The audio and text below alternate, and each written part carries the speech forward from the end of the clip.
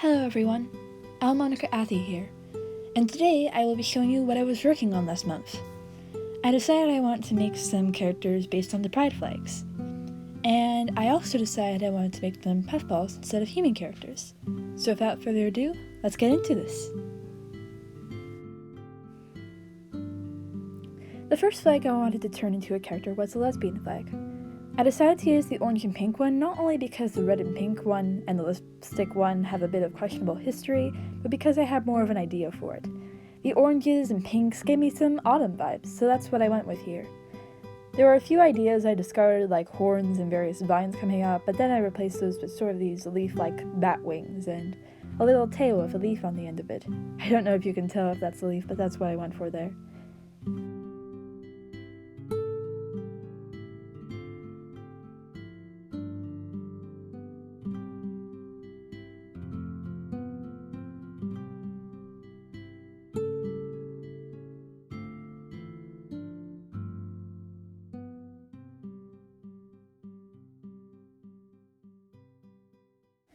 With the coloring part of this almost done, I'm starting to move on to the shading part of this. I also decided to add a bit of hair and some freckles because I thought those would work really well with the design. After looking at this once I was finished, I realized I couldn't really tell if the pumpkin part was part of the hair or vice versa, and that was very interesting to me, but I still like how it looks.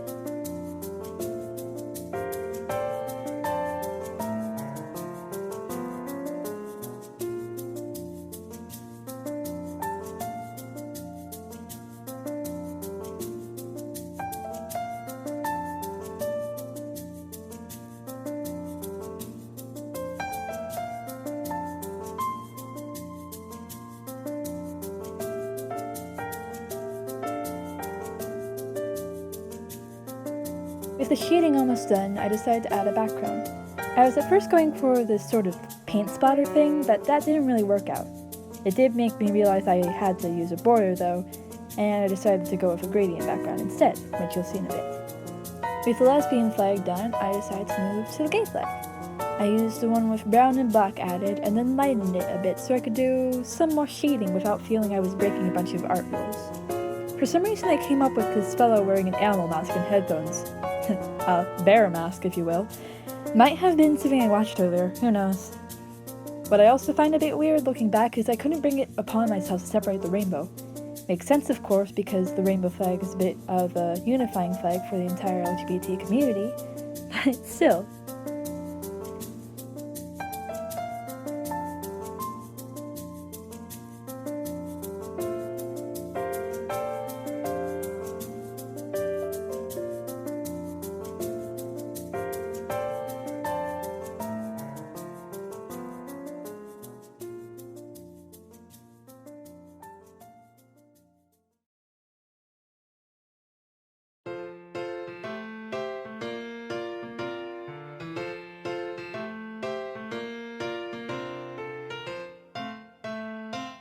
Unlike with the lesbian flag, I found that the thick mouth on this didn't actually work well with this design, so I decided to discard it, which you'll see in a bit.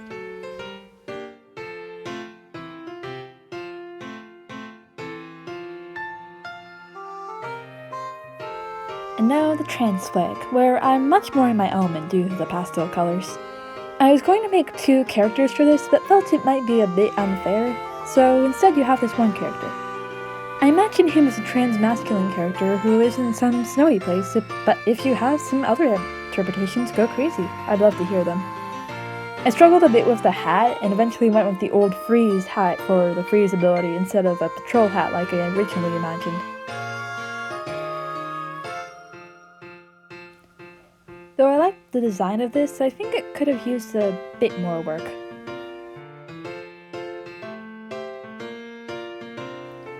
Ah, the bi flag. This is where it got interesting. These cool colors I was given gave me a cool sciencey magician vibe. Maybe he works with technology or delves into dark magic. Either way, I'd say he's one of my favorite designs.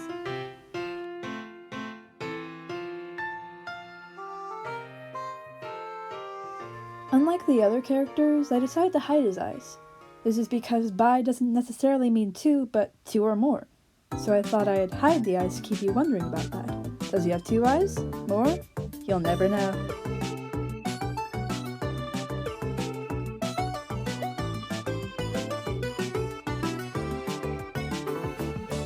Since the bi flag only has 3 colors, I decided to play around with things like saturation, brightness, that sort of thing. I think I made it a bit more appealing. What do you think?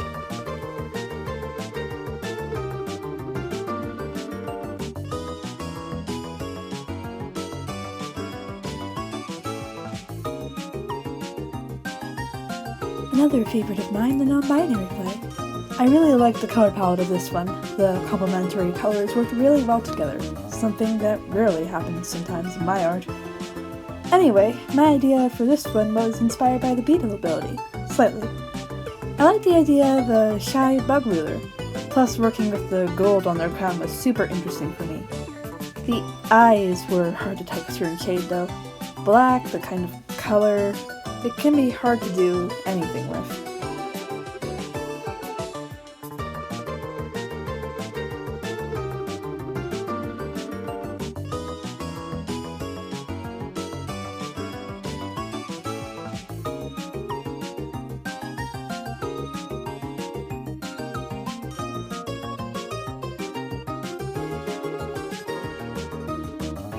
I'd say what is also interesting for me here is balancing the colors of this design.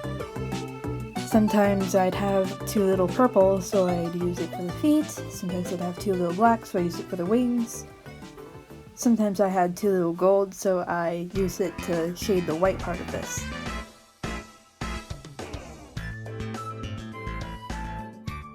And last but certainly not least for today, the pan flag. Once again, I'm left with 3 colors. For this one, I wanted to have a design that's a bit opposing to the bi-flag design, but still has some similarities. I don't know why this galactonite-esque design came to mind, but hey, I'm rolling with it. The wings in particular were an obstacle.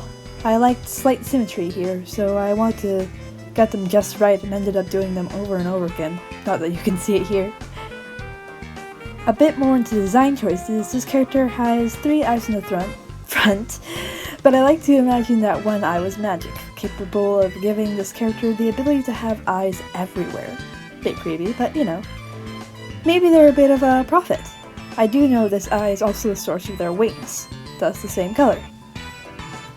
On this one, the program froze up the recording process, but fear not, I'll have all these characters shown at the end of the video.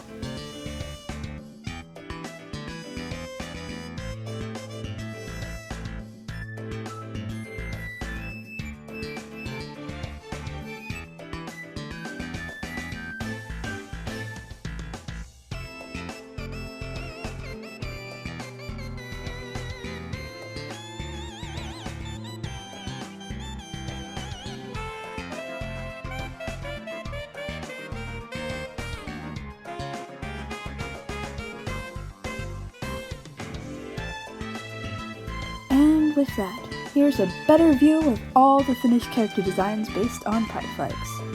They're all in order too. How convenient. I hope you guys liked hearing about my process and seeing it in action as well. And I will see you in the next video. Until then, I'm Owl-Moniker Athlete, and farewell.